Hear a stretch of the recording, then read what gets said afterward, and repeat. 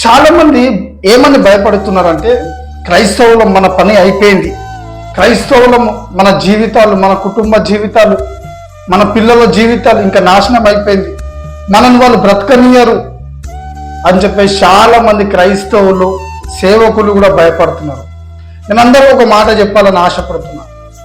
ఎవరు ఎంత చేసినా, ఎంతమంది అధికారులు కలిసి వచ్చినా, ఎన్ని రాజ్యాలు కలిసి వచ్చినా ఎవరు క్రైస్తవులను ఏమీ చేయలేరు. ఎందుకంటే మనం ఎవరు పిల్లలం తెలుసా? సర్వసృష్టి కలిగిన దేవుని పిల్లలం మనం. భూమి ఆకాశాన్ని సృజించిన దేవుడు పిల్లలం మనం. వీళ్ళంతా అల్లరి చేస్తున్నారేమో, వీళ్ళందరూ మనం కొట్టడానికో తిట్టడానికో, మన మందిరాన్ని పాడు చేయడానికో, సువార్తను ఆపడానికి వీళ్ళందరూ కలిసి వస్తున్నారేమో, కానీ భయపెట్టేయడానికి వాళ్ళు భయపెట్టేయాలని చెప్పి వాళ్ళందరూ కలిసి వస్తున్నారు, కానీ మీరు భయపడుతున్నారు. నేను ఒక మాట చెప్తున్నా, భయపడకండి. దేవుడు ఆకాశం అందున్న దేవుడు నవ్వుచున్నాడు అంటుంది. కీర్తనలు 2వ అధ్యాయం చదువుదాం.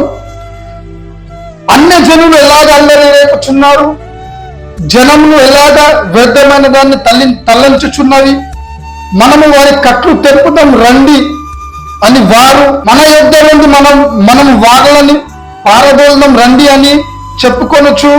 భూరాజులు యెహోవాకు ఆయన అభిషక్తునికి విరోధముగా నిలబడుచున్నారు, ఏలికలు ఏకీభవించి ఆలోచించుచున్నారు అంట.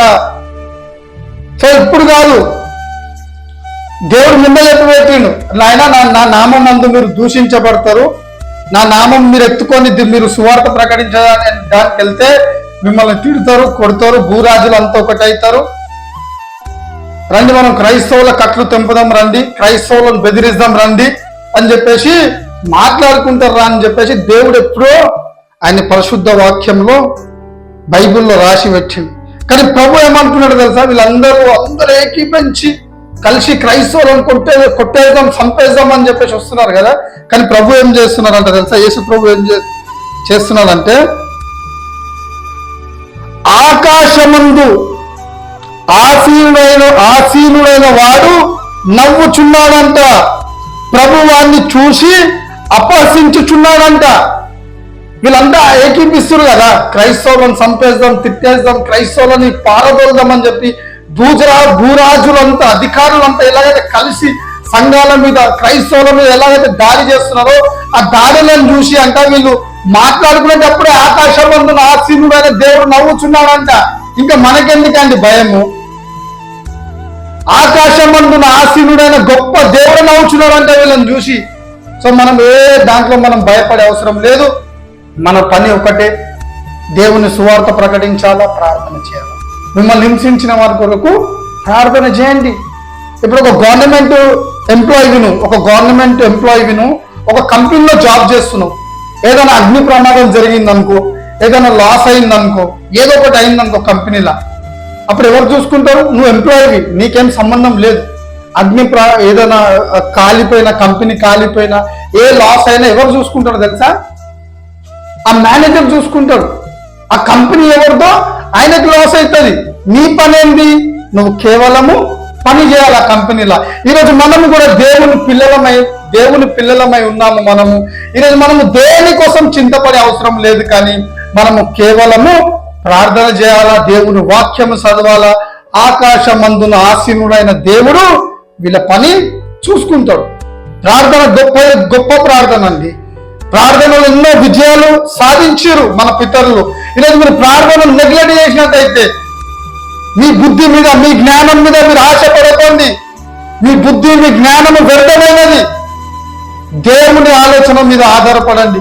దేవుని శక్తి మీద మనం ఆధారపడినప్పుడు గొప్ప కార్యాలు మనము మన జీవితంలో చూస్తాం. ఎస్తేరు ప్రార్థన చేసినప్పుడు, వాళ్ళందరూ కలిసి ప్రార్థన చేసినప్పుడు శాసనము ఏదైతే బిల్లు వచ్చిందో బిల్లు కొట్టబడ్డది. ఈరోజు మనం కూడా దేవుని సన్నిధిలో మనం ప్రార్థన చేసినట్లయితే ఎటువంటి బిల్లు మనకు వ్యతిరేకంగా వచ్చినా, ఎంతమంది భూరాజులు మనకు వ్యతిరేకంగా నుంచున్నా, దేవుడు వాళ్ళని మార్చే సర్వశక్తి కలిగిన దేవుడు అండి. సో కేవలం మనం ప్రార్థన చేయాలా, మిగతాదంతా దేవుడు చూసుకుంటాడు. ప్రభువా, మా అధికారుల కోసం ప్రార్థన చేస్తున్నామయ్యా.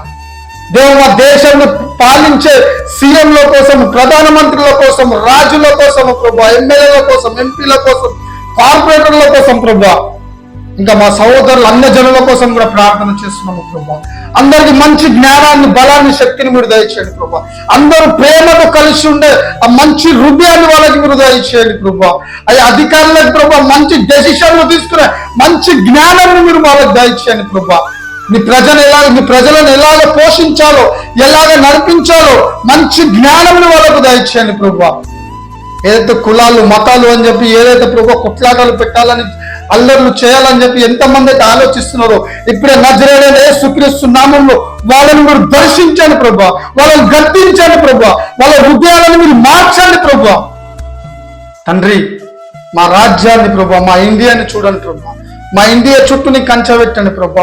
మా ఇండియాలో ప్రభా ఎంతమంది అయితే మేము బ్రతుకుచున్నామో అందరి చుట్టూ, అందరి కుటుంబాల చుట్టూ నీ కంచె పెట్టండి ప్రభా. ఏ దుష్టునికి మా మీద అధికారం లేదు ప్రభా. నీ రక్తం తరంగా మమ్మల్ని ముద్రించి ప్రభా. అయ్యా మంచి అధికారులకి మంచి ప్రభా నీ ప్రజలను ఎలాగ పాలించాలో, ఎలాగ నీ ప్రజలను నడిపించాలో మంచి జ్ఞానం ఇవ్వండి ప్రభా.